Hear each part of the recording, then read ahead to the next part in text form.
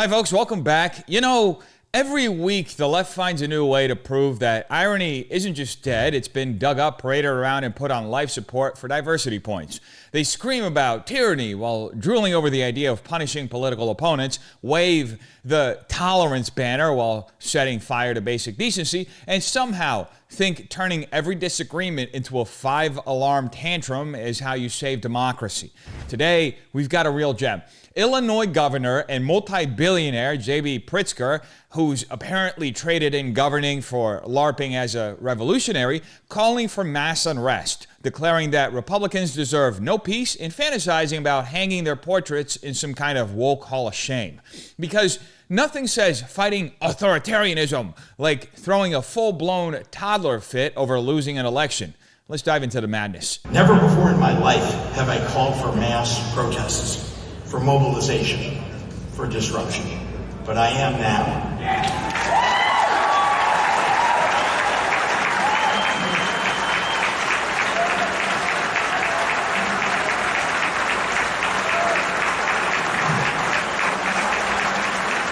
These Republicans cannot know a moment of peace. They have to understand that we will fight their cruelty with every megaphone and microphone that we have. We must castigate them on the soapbox and then punish them at the ballot box. Stupid, I'm not going to let you get the chance. You know, nothing screams man of the people quite like a multi-billionaire heir rallying white-haired retirees to wage war on peace and quiet. Welcome to the latest Democrat meltdown, where the guy who probably gets winded tying his shoes is now calling for mass protests, disruption, and get this, making sure Republicans cannot know a moment of peace. Ah, yes. Nothing says defending democracy like endorsing political harassment and low-grade street warfare. Mass protests, for mobilization, for disruption. Now notice Pritskar's choice of words. He says, fight their cruelty, punish them, mass mobilization, disruption. This isn't the language of democracy. It's the language of authoritarian fantasy, just wrapped in enough virtue signaling to fool the CNN crowd. It's a classic emotional appeal, heavy on the outrage, light on the facts. From the way he's talking, you'd think he was rallying people against invading armies or war crimes, not tax cuts and school choice. It's pure pathos weaponized. Stir people's anger so hard, they stop thinking altogether. And Pritskar, who, let's be real, probably waddled up to the podium with his soapbox sermon, is betting everything on it. Pritskar also demands Republicans be punished at the ballot box, which, fair enough, that's democracy. But he also demands protests and disruption before the election. That's not democracy. That's intimidation. It's a deliberate attempt to create chaos, not win arguments. In fact, it echoes exactly what Democrats pretended to be outraged about on January 6th. The idea that political outcomes should be influenced not by debate, but by brute pressure and manufactured fear. Funny, though, how when the left does it, it's called activism. When anyone else does it, it's insurrection. And the irony is, it's not just empty words anymore. It's actually happening. Well, Democrats clutch their pearls about threats to democracy. Their base is busy firebombing Tesla dealerships, vandalizing businesses, and issuing open threats on social media like it's just another Tuesday. They're not saving democracy. They're torching it with gasoline and congratulating themselves for the arson. Pritskar also conveniently leaves out the fact that many of the policies he's howling about, border security, parental rights, restoring law and order, aren't cruelty at all.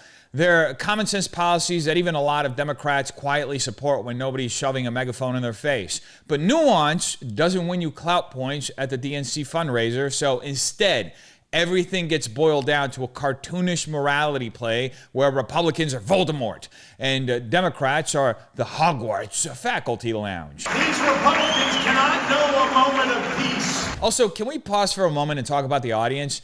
Democrats love to brand themselves as the party of Gen Z, you know, the TikTok revolutionaries Democrats never stop bragging about.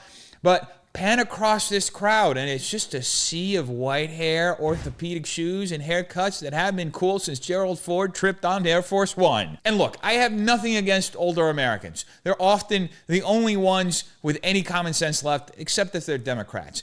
But It's laughable to watch Democrats desperately LARP as a party of the future while their base looks like a Jimmy Carter high school reunion. You can slap a youth movement bumper sticker on it all you want, but when your backup dancers are struggling to stay awake, maybe it's time to rethink that branding. Now, bottom line, Pritskar's speech wasn't a rally for democracy. It was a tantrum dressed up as a sermon, a desperate grasp at relevance from a party that knows deep down it's running on fumes.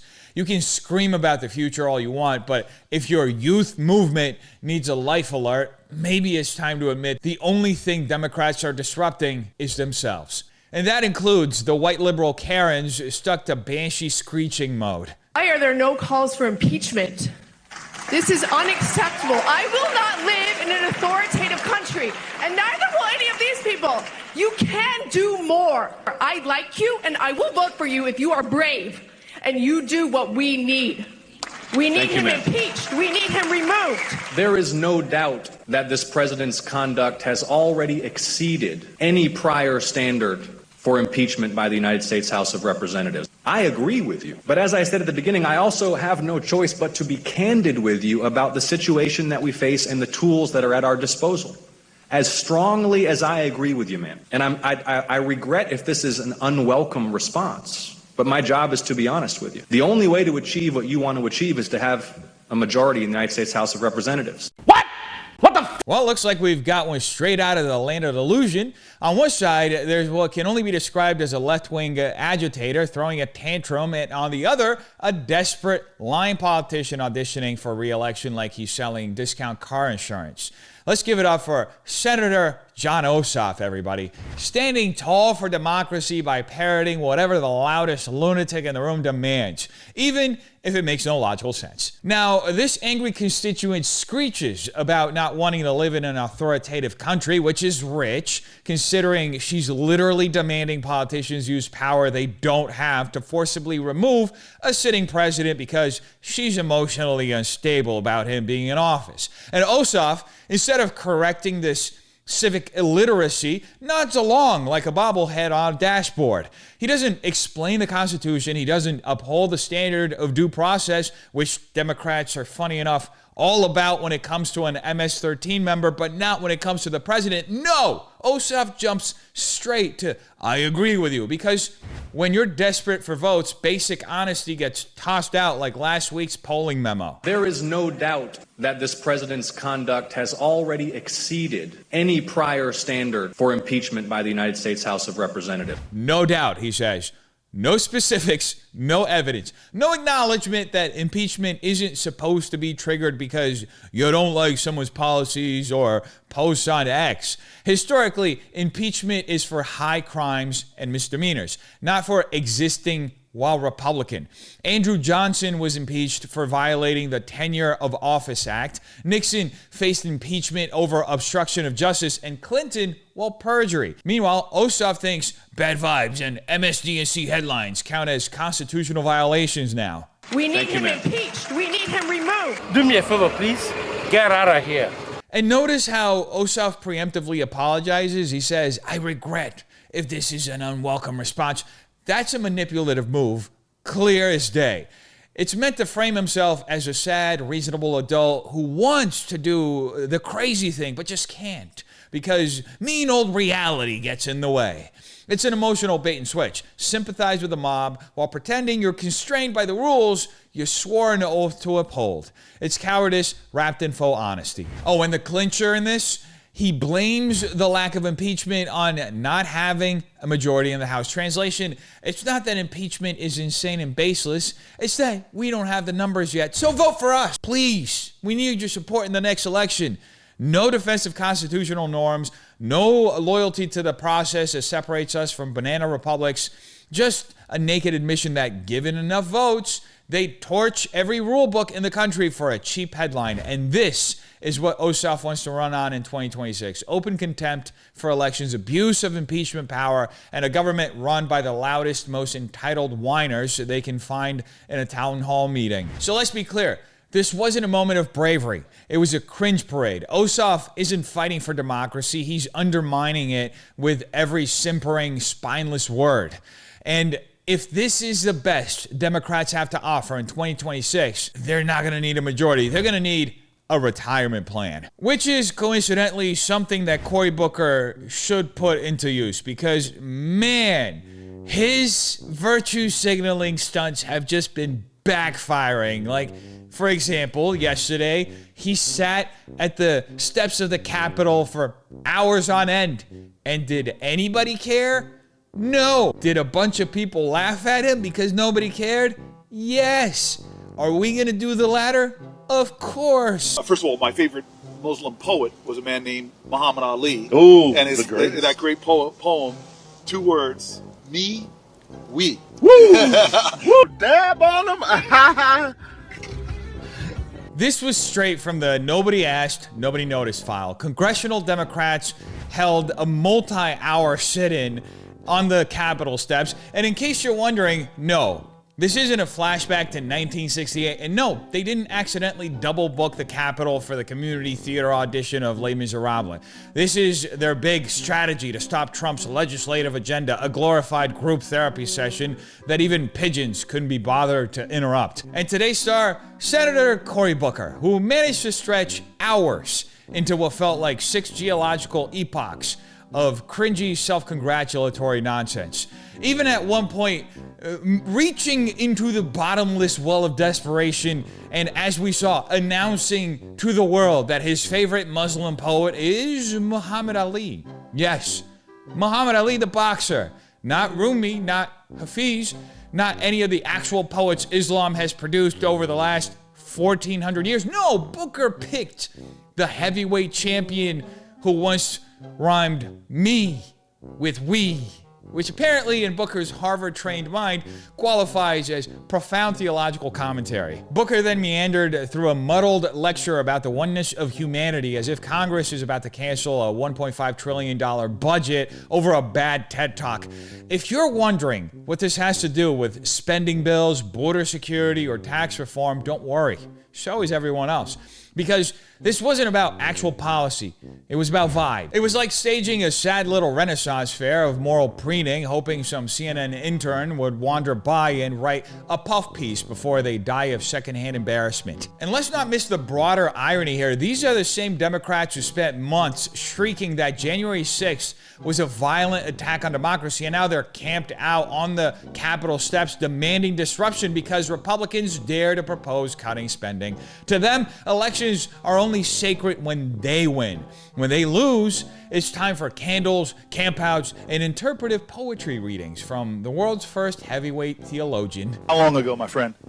We didn't know how long we would be out here, and now we have passed our 6th hour. All of you. And we're not going anywhere. I'm feeling strong. How are you feeling? Feeling strong. Relax. Bragging about sitting on your ass for 6 hours, doing absolutely nothing on the taxpayer's dime, probably isn't having the effect Hakeem Jeffries and Cory Booker think it is having. If anything, it's the perfect symbol for today's Democrat Party, wasting time, getting nothing done, and still demanding a standing ovation like they just stormed the beaches of Normandy. Now, Jeffries and Booker are actually unironically out here, proudly bragging that they've been loitering on the Capitol steps for 6 hours with no one outside of their own staff even pretending to care. Meanwhile, real Americans work 10-hour shifts every day without needing a standing ovation or a CNN write-up.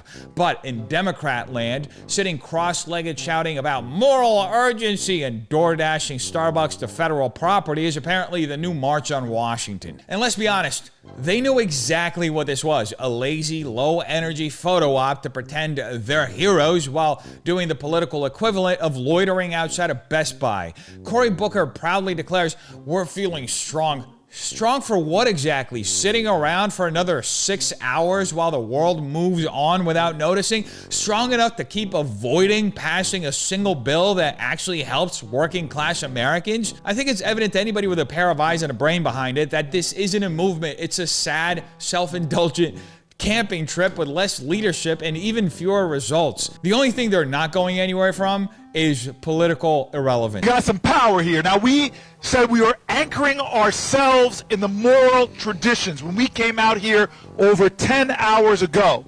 Hakeem and I said this is a bigger moment than politics. This is a moral moment in America, and we were going to sit here for a long time. I didn't know we'd be sitting for 10 hours, but it's 10 hours and we're still going, and we got some great people here. You weird, buddy. 10 hours later, folks, and Democrats are still sitting on the Capitol steps like it's some kind of Olympic event for professional loitering. Cory Booker gets up and says, "This is a moral moment bigger than politics." No, Cory, it's a cringe moment bigger than your entire career. You didn't anchor yourselves in moral traditions. You anchored yourselves to a sidewalk while the country completely tuned you out. Congratulations on wasting 10 hours doing absolutely nothing while pretending it's heroic. Maybe next time they can give out participation trophies and juice boxes too. At the 6 o'clock hour, we're officially at the 12 hours that we've been at this. We started walking in your office, got down here a few minutes after 6 o'clock a.m. It's now 6 o'clock p.m. You're gay! You know, I'd say give it a rest, but Cory Booker hasn't done anything worth resting from. He's been parked on the Capitol steps for 12 hours, rambling into a microphone and calling it a movement. Only in Washington could sitting around accomplishing nothing be mistaken for moral heroism. Meanwhile, out in the real world, over 30% of American workers are clocking more than 45 hours a week just to keep their families afloat, according to the Bureau of Labor Statistics. More than 16 million veterans have sacrificed years of their lives without demanding applause for simply showing up. And after inflation under Biden has crushed families with a 17% spike in everyday costs, Booker and Jeffries are still collecting their $174,000 taxpayer-funded salaries just to sit on concrete and feel proud about it. If this is moral urgency, America deserves a refund. Pronto. Plus damages. Booker didn't spark a movement, he sparked the world's longest public nap. If Democrats think this is what moral urgency looks like, no wonder nobody's showing up anymore. And speaking of not showing up, Joy Reid's brain took leave a long time ago, and it looks like it never returned. Somebody should check out why. Each community on earth. If you take that away and try to distill us just down to white folks, we'll be like Europe, an aging, slowly dying former empire. The Roman Empire didn't survive because it didn't have enough strength in its diversity. It suppressed its diversity and it died. If the U.S. wants to be the Roman Empire, keep voting the way you're voting, y'all.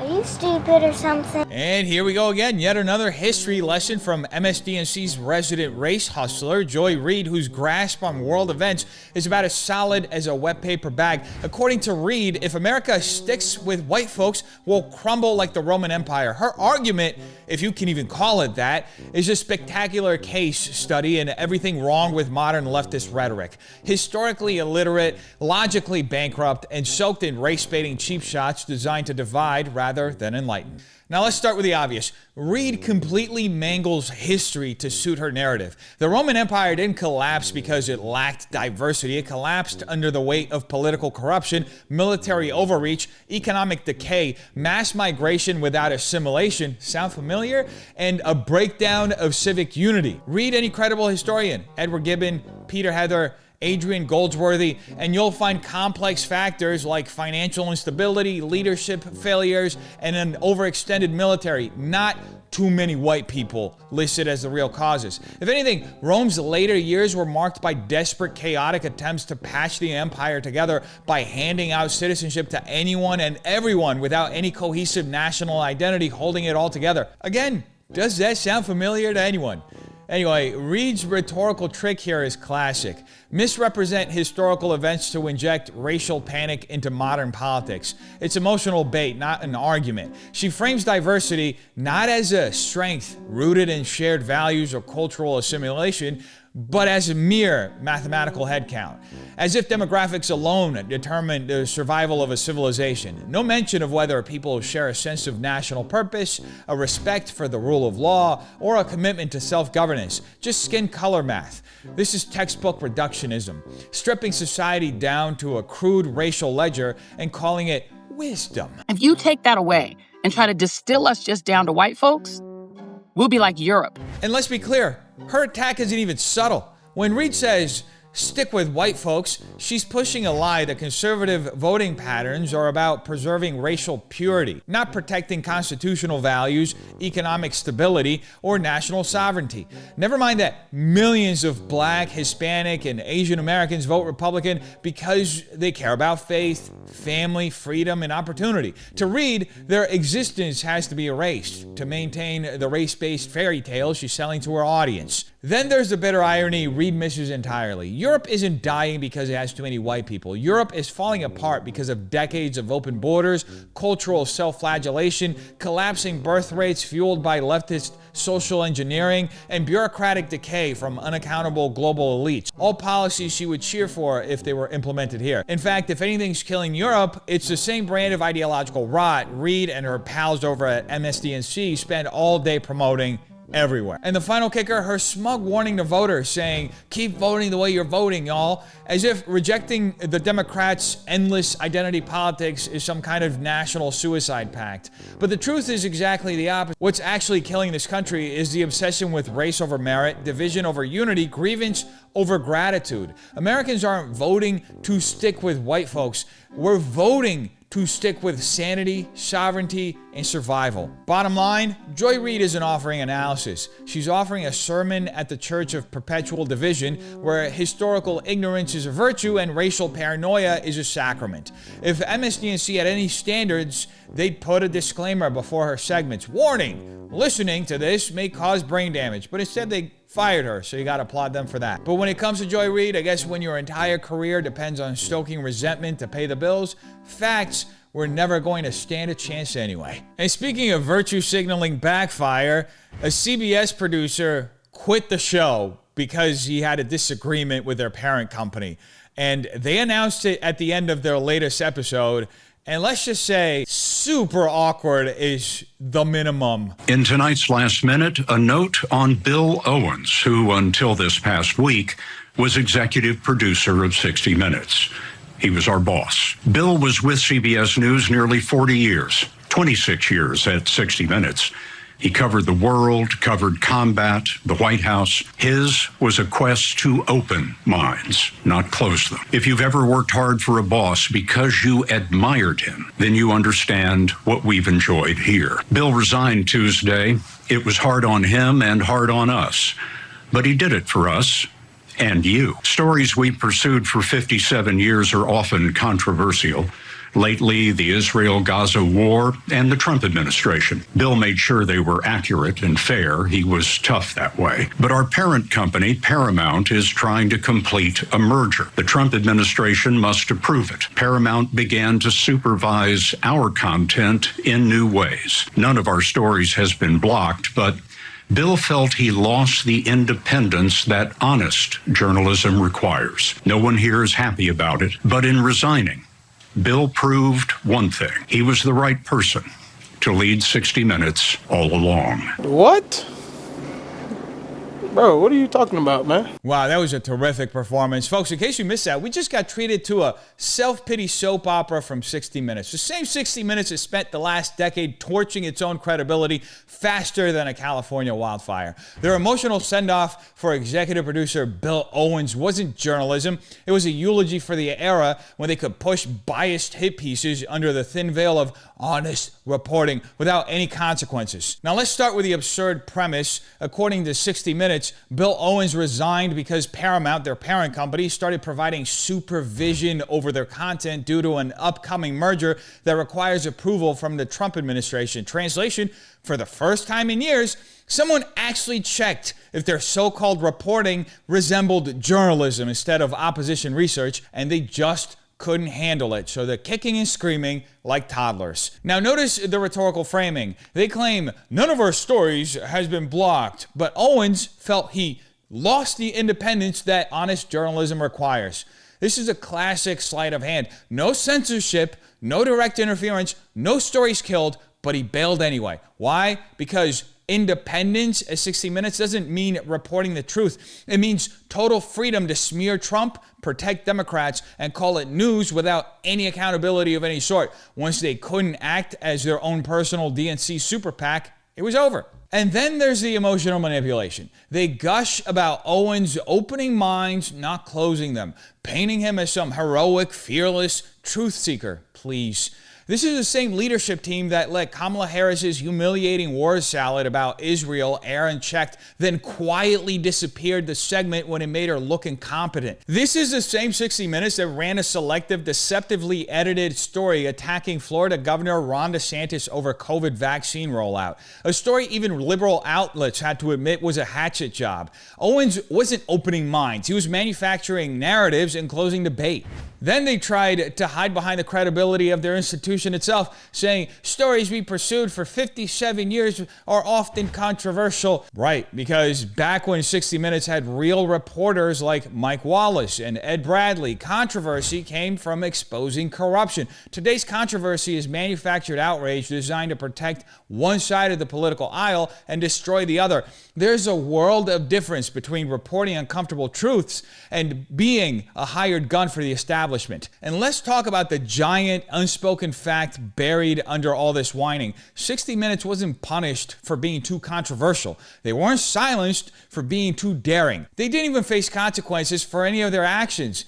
They got a semblance of oversight for being too lazy, too dishonest, and too biased at a time when their corporate parent needed to prove they could still operate like actual journalists. The problem wasn't that they were doing their jobs too well. The problem was they weren't doing their jobs at all. So the reality is simple. Bill Owens didn't resign in protest of censorship. He resigned because for the first time in years, 60 Minutes couldn't operate as a freelance political hit squad without anyone checking the receipts. Accountability barely scraped their newsroom, and the self-proclaimed defenders of truth sprinted for the exits. So bottom line, if the only way you can do journalism is by operating without any oversight, pushing half-truths, and running interference for your political favorites, you're not a journalist. You're an activist with a camera crew. And if Bill Owens is the best example of the right leadership at 60 Minutes, that tells you everything you need to know about why most Americans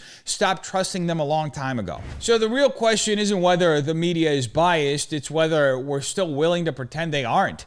At what point do we stop excusing these institutions as misguided and start recognizing them for what they've become? A machinery built to protect power, not challenge it. How long do we allow million-dollar anchors? How long will we allow multi-million-dollar anchors and corporate-backed producers to lecture us about truth while they bury it under spin? If the people who claim to hold the powerful accountable melt the moment accountability comes for them, maybe they were never holding anyone accountable at all, except you. So ask yourself, who benefits from the stories they choose to tell and the ones they quietly erase? You tell me what you think in the comments down below. Have a terrific day. Peace.